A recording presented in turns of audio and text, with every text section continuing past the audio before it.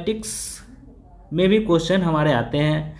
तो मैट्रिक्स में जब क्वेश्चन आते हैं तो मैट्रिक्स का क्वेश्चन कोई ज़्यादा हार्ड नहीं होते, बहुत आसान होते हैं। इसको सिर्फ समझिए और देखिए बस, और कुछ ज़्यादा नहीं करने हैं। तो मैट्रिक्स को हम लोग जनरली क्या कहते हैं कि ऐसे मैट्रिक्स को हम लोग अवयव भी बोलते हैं, हिंदी में अवयव है ना। तो हम स्टार्ट करते हैं मैट्रिक्स क्या होता है कि मैट्रिक्स में हमको मेन होता है ऑर्डर। तो ऑर्डर में देखा जाए कि ऑर्डर का मतलब होता है कोटि, ठीक है, कोटि।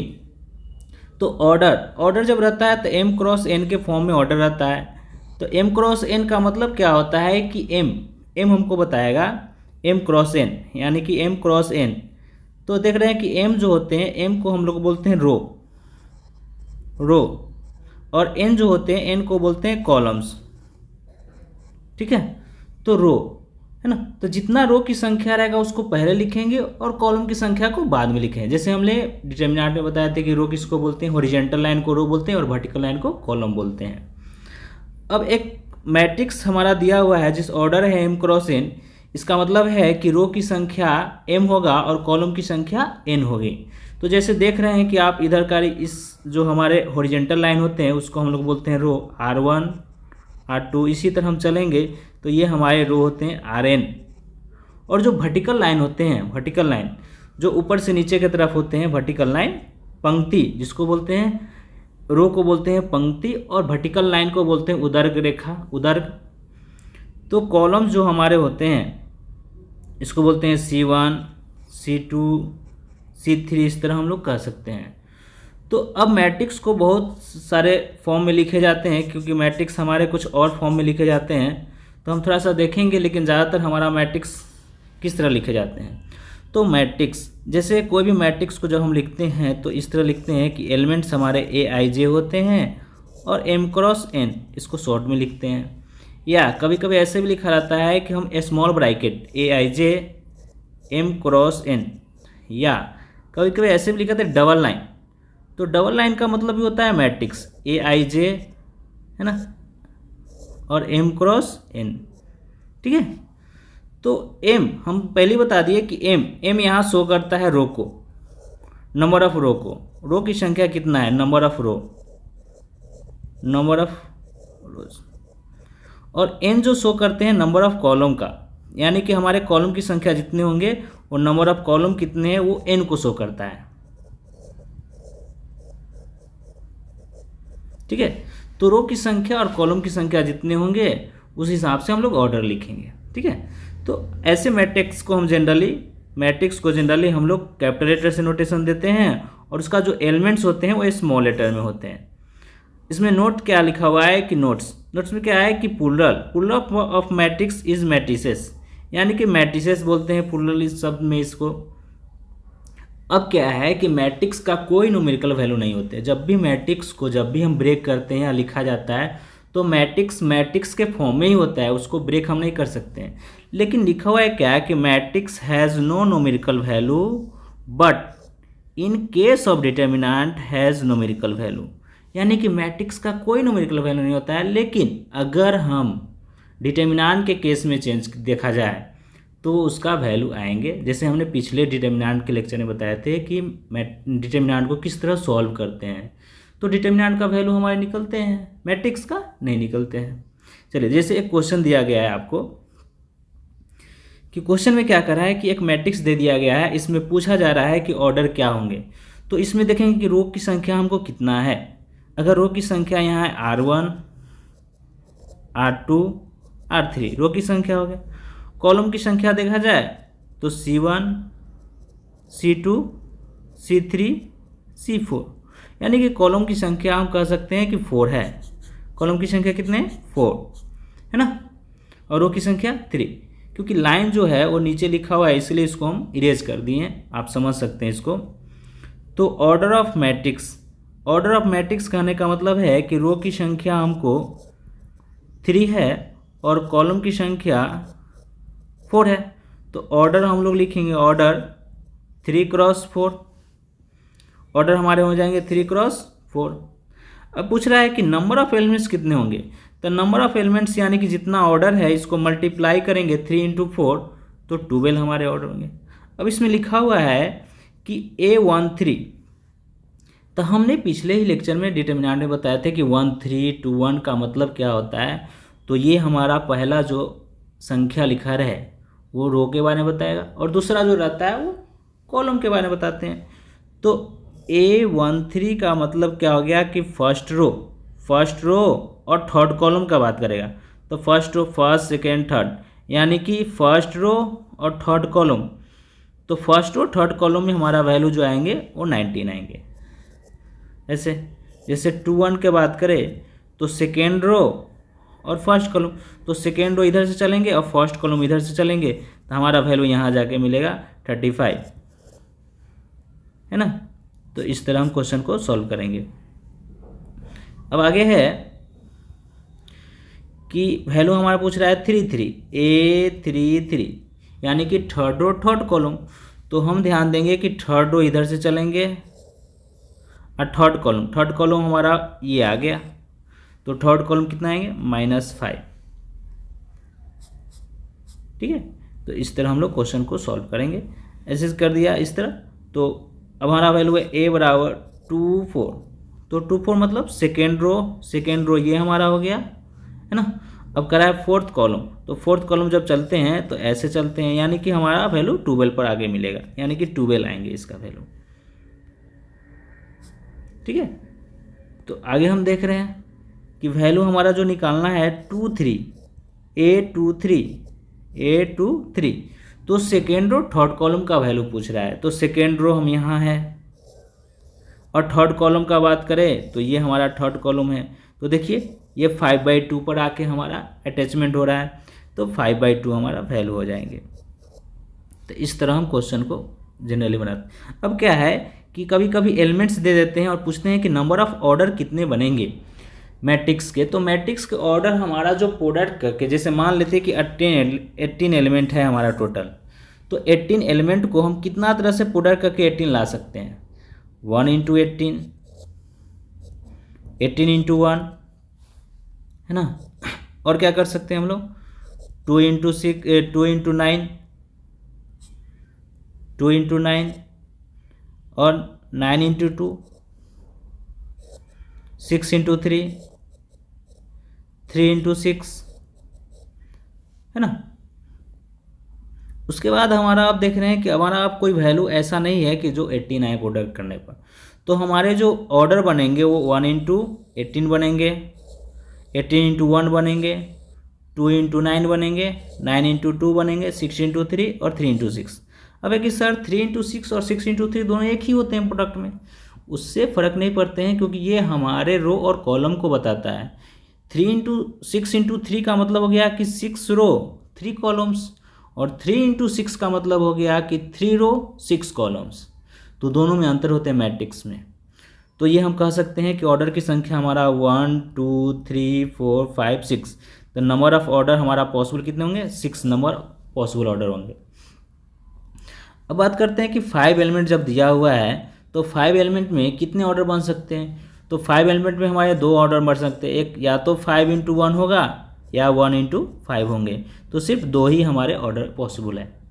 ठीक है, चलिए आगे क्वेश्चन है कि अगर कोई मैट्रिक्स लिखा हुआ है और उसका एलिमेंट्स लिखना हो तो उसको किस तरह सॉल्व करते हैं। तो जैसे हमको कह दिया है कि 2 × 2 ऑर्डर का आप कोई मैट्रिक्स लिखिए और उसके लिए एलिमेंट हमारा यहाँ पर दिया हुआ है, ये हमारे एलिमेंट्स दिए रहते हैं, ये एलिमेंट्स हैं हमारे।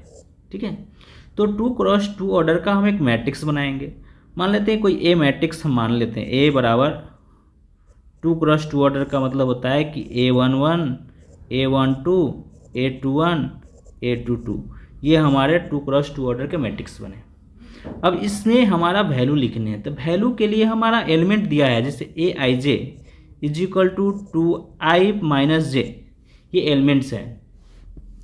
एलिमेंट्स में क्या करने हैं कि जैसे i बराबर 1 और j बराबर 1 रखेंगे तो A11 = 2 × 1 - 1 = 2 - 1 = 1, ये हमारे पहला आया एलिमेंट्स, यानी कि A11 का मान आया। उसी तरह A12 का वैल्यू निकालेंगे तो हम यहाँ i के जगह पर यानी कि 2 × 1 माइनस, है ना, 1 करेंगे, 2 2 इंटू 1 माइनस जे यानी कि वैल्यू हमारा जे का मान कितना है, जे का वैल्यू हमारा 2 है, क्योंकि ये आई होते हैं ये जे होते हैं 2, तो वैल्यू हम कितना होंगे 0। जैसे a21 का वैल्यू निकालना है तो 2 इंटू 1 माइनस 1 बराबर हमारा वैल्यू हो जाएंगे, सॉरी 2 इंटू 2 होंगे, 2 into 2, 2 into 2 minus 1 is equal to 3।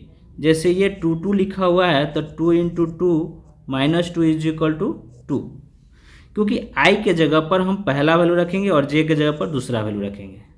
ये आई हमारा होता है और ये हमारा जे होता है। अब उसके जगह पर वैल्यू रख के सॉल्व कर लेने।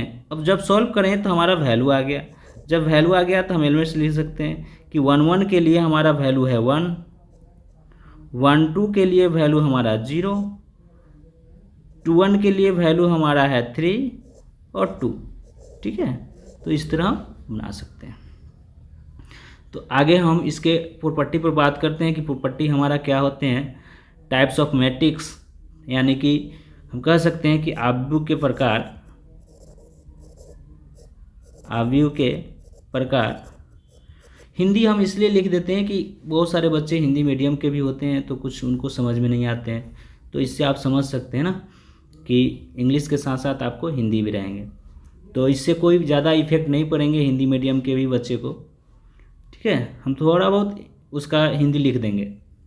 अब है रेक्टेंगुलर मैट्रिक्स। तो रेक्टेंगुलर मैट्रिक्स को हम लोग बोलते हैं आयताकार आव्यूह,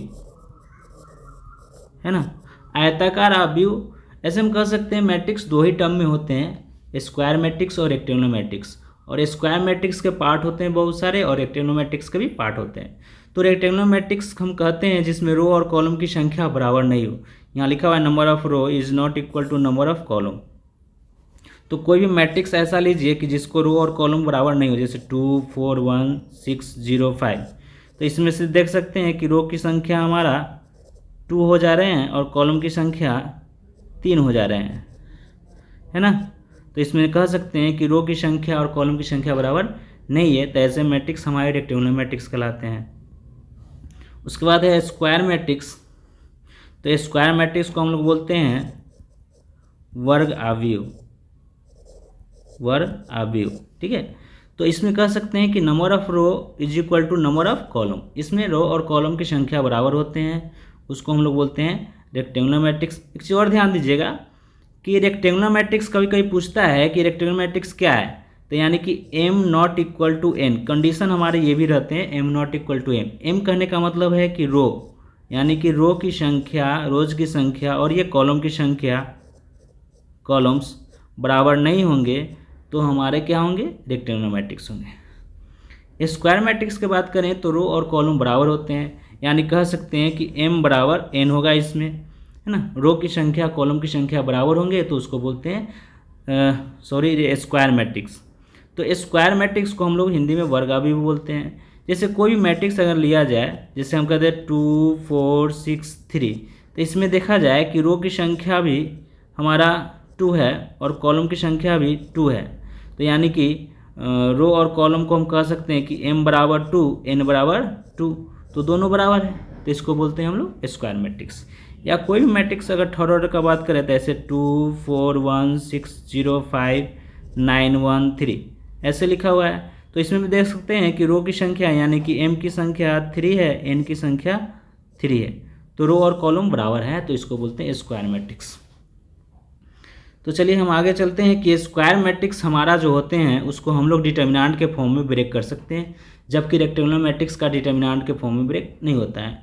तो जब भी हम डिटर्मिनेंट के फॉर्म में लिखते हैं स्क्वायर मैट्रिक्स को, तो नोटेशन हम लोग ऐसे देते हैं कि जैसे लिखा हुआ है ए कोई मैट्रिक्स है AIJ M cross M be the any square matrix then the determinant of A is denoted by, इस तरह मॉड लगाते हैं डिटर्मिनेंट ऑफ ए या DET का मतलब भी होता है डिटर्मिनेंट ऑफ ए, है ना। तो ए बराबर हम कह सकते हैं कि determinant of A is equal to mod of AIJ। तो जैसे मान लिया जाए कि किसी भी मैट्रिक्स दिया रहा है, जैसे ए बराबर अगर कोई मैट्रिक्स है 2 1 5 6, है ना, तो तो इसमें कह दे कि डिटर्मिनांट ऑफ ए, ऐसे लिखा रहा है तो इसका मतलब है कि डिटर्मिनांट पूछ रहा है, यानी कि इसको डिटर्मिनांट की तरह सॉल्व करने 2 1 5 6। तो डिटर्मिनांट हम लोग पहले बना दिए कि इसको जब भी डिटर्मिनांट के फॉर्म में ब्रेक करेंगे तो क्रॉस मल्टीप्लिकेशन करेंगे। 2 × 6 माइनस 5 × 1 बराबर हो जाएंगे 12 - 5 = 7। ठीक है, तो कोई भी डिटरमिनेंट मैट्रिक्स हो, जैसे ए बराबर अगर मान लिया जाए कोई मैट्रिक्स दिया हुआ है 1 3 0 4 6 2 1 5 8, इस तरह मैट्रिक्स दिया है, तो पूछेगा कि अगर मान लिया जाए कि डिटर्मिनेंट ऑफ ए का वैल्यू निकालिए कितना आएगा, है ना। तो डिटर्मिनेंट ऑफ ए कहने का मतलब है कि मैट्रिक्स को हम डिटर्मिनेंट के फॉर्म में ब्रेक कर देंगे 6 2 1 5 8। अब इसका वैल्यू हम लोग निकाल लेंगे।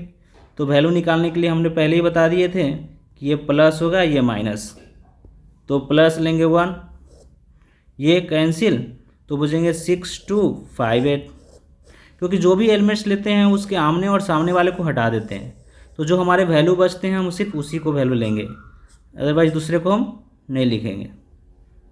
तो हमारे वैल्यू भी गायब हो गए इसमें। तो वैल्यू क्या आते हैं, चलिए ऐसे लिख देते हैं, तो पता नहीं चला वैल्यू क्या गए ऐसे। तो -2, अब इसको भी ब्रेक कर देंगे इस तरह से, तो हमारा वैल्यू हो जाएंगे 4 2 2 8, है ना। अब इसका वैल्यू निकालेंगे तो 6 8 जा 48 -10 -2 × 32 -4, है ना, 32 - 4, तो ये हो जाएंगे हमारे 38 -2 × ये हो जाएंगे 28, तो जाएंगे 38 - 56 बराबर हो जाएंगे हमारे वैल्यू 8 और 4 3 1 18 -18 हो जाएंगे हमारे। ठीक है, तो इस तरह हम वैल्यू निकाल सकते हैं, है ना। चलिए आगे चलते हैं हम। आगे है हमारा हॉरिजॉन्टल मैट्रिक्स। हॉरिजॉन्टल मैट्रिक्स को हम लोग क्षैतिज अवयव बोलते हैं, क्षैतिज अवयव। ठीक है, क्षैतिज अवयव मतलब क्या होता है कि रो की संख्या कम होगा कॉलम की संख्या, यानी कि m < n, तो उसको बोलते हैं हम लोग हॉरिजॉन्टल मैट्रिक्स। लिखा हुआ है the number of row less than number of column. जैसे एग्जाम्पल में कोई अगर मैट्रिक्स लिया जाए, जैसे लिखा जाए 2 1 5 6 3 9, तो इसमें देखा जाए कि m का वैल्यू 2 है और n का वैल्यू हमारा कितना है 3 है, तो m < n है, तो यानी कि ये हॉरिजॉन्टल मैट्रिक्स हो गया। सेम उसी तरह वर्टिकल मैट्रिक्स की बात करें, वर्टिकल मैट्रिक्स को बोलते हैं उदर्ग अवयव। उदर्ग अवयव हम इसलिए बता रहे हैं हिंदी, क्योंकि जो भी हिंदी मीडियम वाले बच्चे हैं उसको भी समझ में आ जाए। तो m greater than n, m greater than करने का मतलब है कि यहाँ लिखा हुआ है number of row greater than number of columns, तो जिसमें रो की संख्या ज़्यादा हो कॉलम की संख्या से, तो उसको बोलते हैं हम लोग उदर्ग अवयव या वर्टिकल मैट्रिक्स। जैसे कोई भी मैट्रिक्स अगर देखा जाए कि हम ऐसा लिखें कि जिसमें हमको रो की संख्या ज़्यादा होना चाहिए, कॉलम की संख्या कम हो जाना चाहिए, इसलिए लिखते हैं 5 7 1 6। तो इसमें देखते हैं कि रो यानी कि m की संख्या हमारा 3 है और n की संख्या 2 है, तो m ग्रेटर देन n हो रहा है, तो यानी कि ये हो गया हमारा वर्टिकल मैट्रिक्स, है ना। तो कोई भी वर्टिकल मैट्रिक्स ऐसे ले सकते हैं हम एग्जांपल के तौर पे, जैसे कह दे 5 1 6 9, है ना, सॉरी ऐसे लिख देते हैं हम कोई ऐसा मैट्रिक्स, तो 4 7 2 1 3 6 5 4 3 इस तरह लिखा हुआ है। तो इसमें देख रहे हैं कि रो की संख्या यानी कि m की संख्या हमारा वैल्यू हो गया 1 रो, फिर 2 रो 3 4, है ना, यानी कि m की संख्या 4 n की संख्या 3। तो यहाँ भी देख रहे हैं कि m ग्रेटर देन n हो रहा है, तो जहाँ भी m ग्रेटर देन n आए तो हमारा हो जाता है वर्टिकल मैट्रिक्स। उसके बाद आगे चलते हैं हम लोग रो मैट्रिक्स, है ना। रो मैट्रिक्स क्या होते हैं? रो यानी कि सिर्फ रो की वैल्यू यानी कि सिर्फ m का वैल्यू 1 ही हो, एक ही रो हो, उसको बोलते हैं रो मैट्रिक्स। रो का मतलब हमने बताया थे कि इसको बोलते हैं पंक्ति, इसको बोलते हैं पंक्ति अवयव। ठीक है, तो कोई भी मैट्रिक्स अगर लिया जाए जिसमें एक ही रो हो, जैसे 1 6 9 इस तरह है, या बी इज इक्वल टू दे दे 3 0 5 7, तो ये हमारे रो मैट्रिक्स होते हैं, है ना, जिसमें सिर्फ एक ही रो हो। हालांकि ये ज़्यादा नहीं है, कंडीशन सिर्फ याद रखना है हमको, कंडीशन मेन इंपॉर्टेंट होते हैं क्योंकि ऑब्जेक्टिव क्वेश्चन जब रहेंगे तो कंडीशन पर रहेंगे।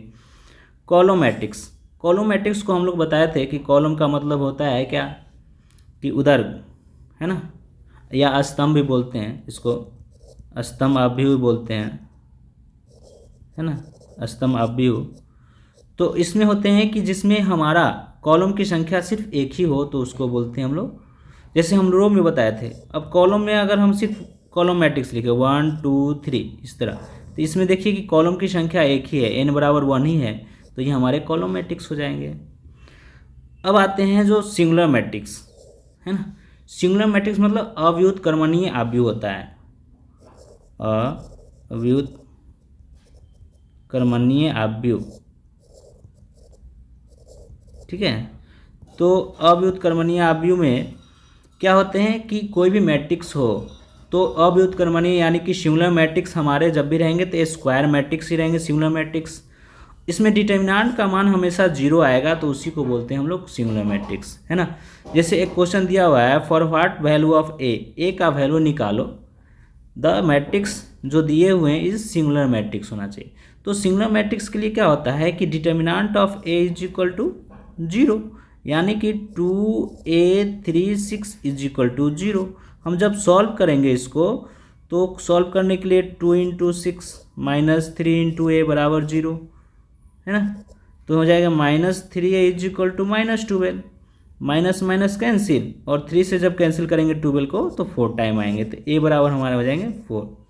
या कोई भी ऐसा मैट्रिक्स हो, जैसे a बराबर मैट्रिक्स दिया रहा है, जैसे 2 1, है ना, 2 1 6 3, ये मैट्रिक्स दिया हुआ है, तो पूछेगा कि ये मैट्रिक्स हमारा सिमिलर होंगे कि नहीं होंगे। तो हम इसको चेक करेंगे डिटर्मिनेंट का वैल्यू, कि हमारा डिटर्मिनेंट का वैल्यू 0 अगर आ गया तो ये सिंगुलर मैट्रिक्स हो जाएंगे, यानी कि 6 - 6 इज इक्वल टू 0। तो कह सकते हैं कि A is a singular matrix. ठीक है, तो सिंगुलर मैट्रिक्स में क्या होता है, determinant of A is equal to 0। उसी तरह अगर नॉन सिंगुलर मैट्रिक्स की बात करेंगे तो determinant of A not equal to 0, यहाँ पर लिखा हुआ है नॉन सिंगुलर मैट्रिक्स, यानी कि determinant of A is not equal to 0। तो जिसका इक्वल टू 0 नहीं होगा उसको बोलते हैं नॉन सिंगुलर मैट्रिक्स, यानी कि इसको कह सकते हैं उसको अव्युत्क्रमणीय अवयव, इसको बोलते हैं व्युत्क्रमणीय अवयव।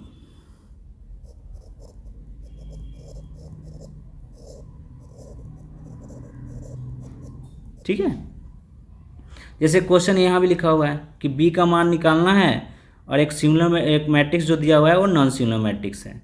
तो नॉन सिंगुलर मैट्रिक्स होने के लिए यानी कि determinant of A not equal to 0, तो हम इसमें कह सकते हैं कि जैसे हम 2 4 6 भी लिए हैं नॉट इक्वल टू 0, है ना।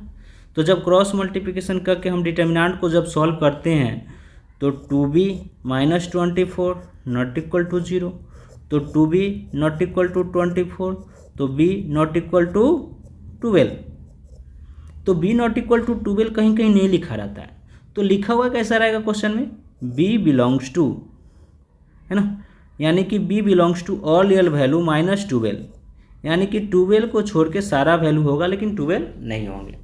तो इस तरह भी क्वेश्चन लिखे रहते हैं। तो हम इसको देख सकते हैं कि नॉन सिंगुलर मैट्रिक्स में हम देख रहे हैं कि हमारा non singular matrix determinant of A not equal to 0 होते हैं। चलिए हम लोग चलते हैं आगे। आगे है हमारा ट्रायंगुलर मैट्रिक्स। ट्रायंगुलर मैट्रिक्स मतलब होता है कि त्रिभुजाकार अवयव। ठीक है, तो त्रिभुजाकार अवयव में भी 2 पार्ट्स होते हैं, एक लोअर ट्रायंगुलर मैट्रिक्स होते हैं और एक अपर ट्रायंगुलर मैट्रिक्स होते हैं। लोअर ट्रायंगुलर मैट्रिक्स में क्या होते हैं कि जहाँ पर ए आई जे, आई मतलब छोटा हो जे से, तो वहाँ पर पार्ट हमारा 0 हो जाते हैं, है ना, तो उसको बोलते हैं हम लोग क्या कि उसको हम लोग बोलते हैं लोअर ट्रायंगुलर मैट्रिक्स। लोअर ट्रिग्नोमेट्रिक्स में क्या होता है कि ए का कोई मान, जैसे मान लेते हैं कि कोई वैल्यू हो, जैसे A11, A12, A13, A21, A22, A23, A31, A32, A33 ऐसे दिया हुआ है। तो इसमें देख रहे हैं कि डायगोनल को छोड़ के जो डायगोनल वाला पार्ट है, इसके ऊपर वाला पार्ट देखिए, ऊपर वाला पार्ट में हम देख रहे हैं क्या कि I यानी कि 1 2 है, तो 1 2 यानी कि 1 छोटा है 2 से। यहाँ पर देख रहे हैं कि 1, जैसे हम यहाँ देख रहे हैं कि यहाँ पर 1 और 3, 1 3 क्या है, 1 छोटा है 3 से, जैसे यहाँ कर दे 2 छोटा है 3 से। बाकी सब में देख रहे हैं कि या तो बराबर है या तो बड़ा है। तो यानी कह सकते हैं कि जो डायगोनल के ऊपर वाला पार्ट, अगर कोई भी एलिमेंट्स लिखा रहे ऐसे, जैसे 2 0 0 5 7 0 6 3 1, तो देख लीजिए कि डायगोनल के अगर ऊपर वाला पार्ट अगर 0 होए तो उसको बोलते हैं हम लोग अपर ट्रिग्नोमेट्रिक्स, यानी कि नाम का उल्टा। नाम है लोअर ट्रिग्नोमेट्रिक्स, लेकिन 0 कहाँ है, डायगोनल के ऊपर, है ना। उसी तरह हम सेम प्रोसेस में हम कह सकते हैं कि अपर ट्रिग्नोमेट्रिक्स जब होते हैं, है ना, अपर ट्रिग्नोमेट्रिक्स मतलब उच्च, लोअर मतलब निम्न, अपर ट्रिग्नोमेट्रिक्स मतलब उच्च त्रिभुजाकार आव्यूह, है ना, इसको बोलते हैं उच्च त्रिभुजाकार आव्यूह। तो उच्च त्रिभुजाकार आव्यूह में क्या होते हैं कि नाम का उल्टा, यानी कि डायगोनल के नीचे वाले पार्ट जिसका 0 हो जाएंगे उसको बोलते हैं अपर ट्रिग्नोमेट्रिक्स। जैसे लिखा हुआ है कि ए आई जे का वैल्यू तभी 0 होंगे जब I ग्रेटर देन जे हो। I ग्रेटर देन कहाँ, जे हो, I ग्रेटर देन जे के लेल, ठीक है। तो I ग्रेटर देन जे जहाँ पर होगा तो वहाँ पर हमारा 0 हो जाएंगे। जैसे हमने एक बताए थे कि A का मान जब लिखते हैं कोई भी मैट्रिक्स को जनरल फॉर्म में A11, A12, A13, A21, A22, A23, A31, A32, A33, तो जब ऐसे लिखते हैं तो बीच वाले को बोलते हैं मेन डायगोनल एलिमेंट। और मेन डायगोनल के एलिमेंट को जो वैल्यू कहते हैं, मेन डायगोनल एलिमेंट को देखिए नीचे वाला पार्ट, ये देखिए इतना पार्ट, तो इतना पार्ट में देख रहे हैं कि I ग्रेटर देन जे है, यानी कि यहाँ पर देख रहे हैं कि 2 जो है 1 से बड़ा है, 3 2 से बड़ा है, 3 1 से बड़ा है।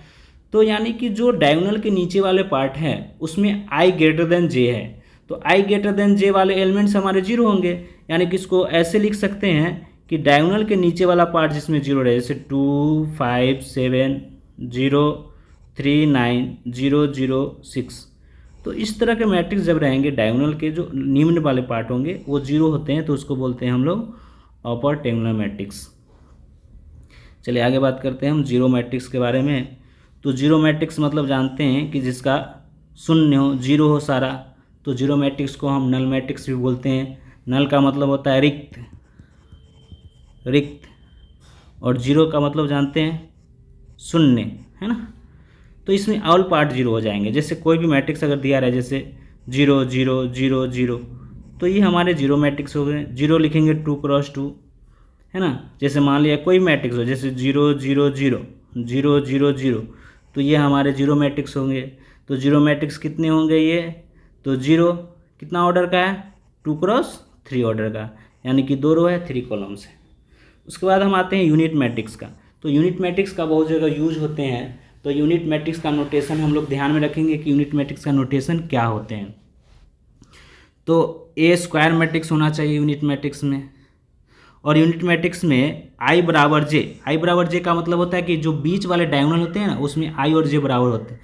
तो डायगोनल में सिर्फ 1 होना चाहिए और बाकी एलिमेंट 0 रहे, तो उसको बोलते हैं हम लोग यूनिट मैट्रिक्स।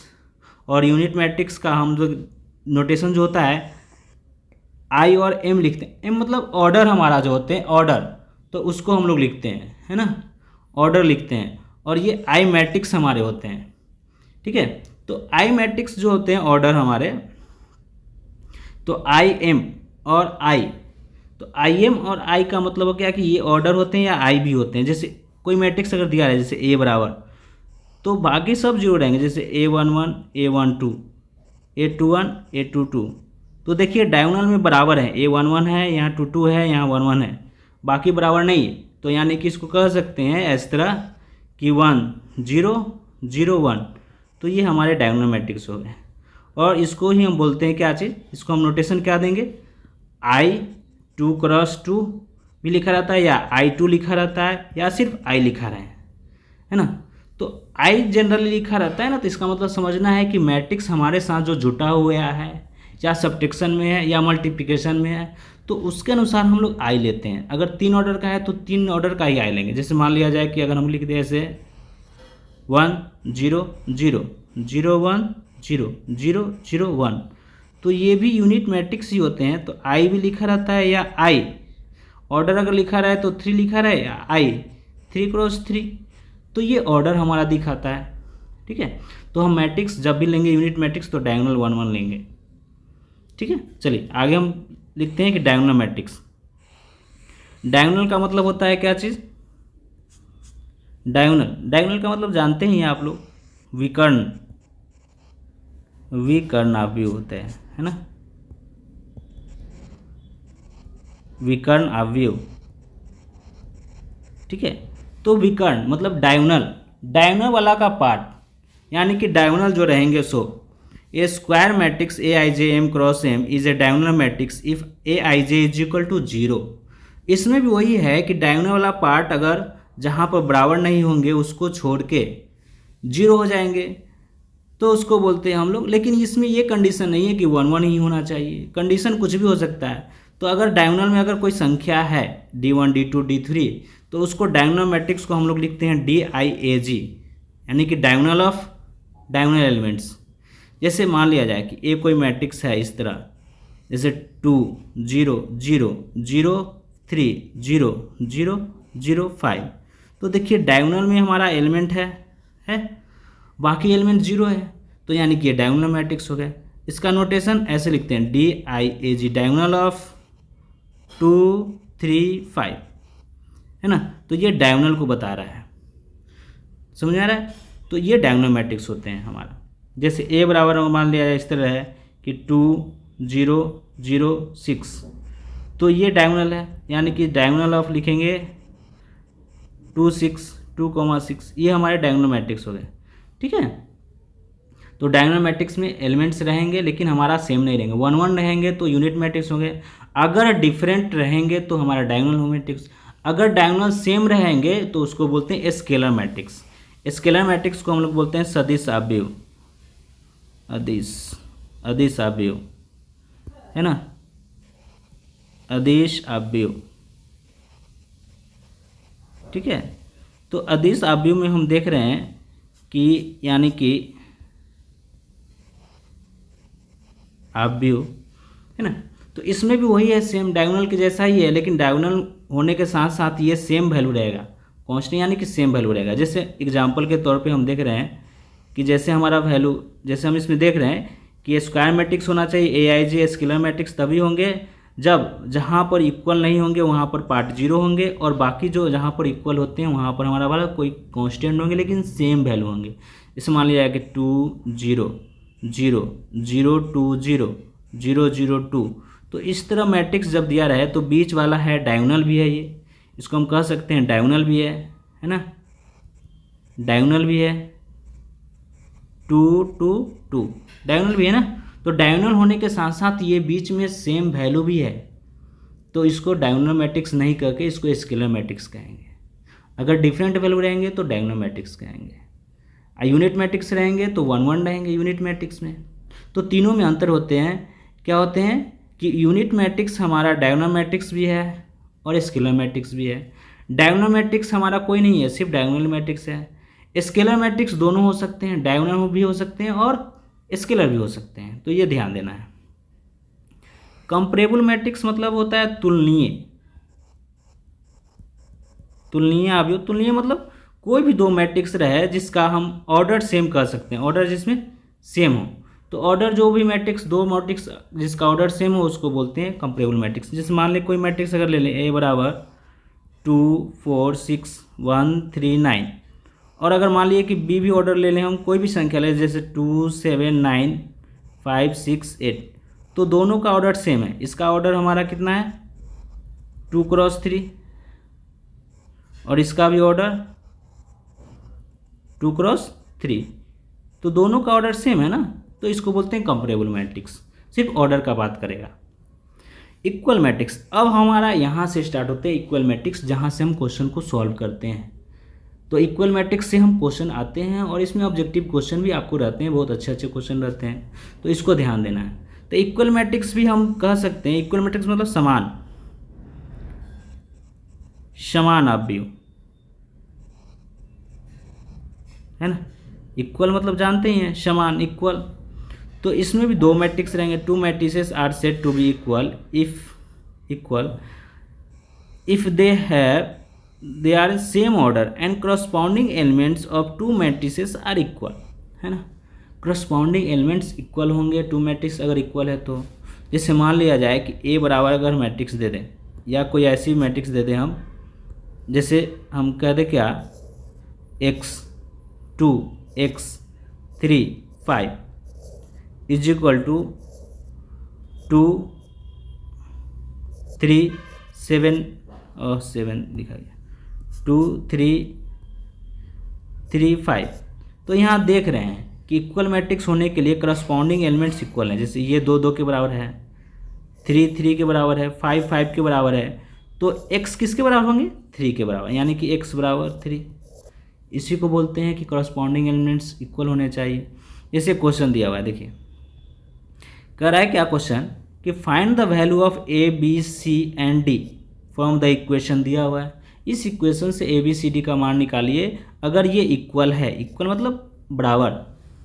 तो इक्वल मैट्रिक्स होने के लिए भी बताया था कि करस्पॉन्डिंग एलिमेंट्स बराबर, यानी कि a minus B is equal to -1, है ना। अब क्या कर सकते हैं, 2a plus C is equal to 5, 2a minus B is equal to 0 और 3c plus D is equal to 13।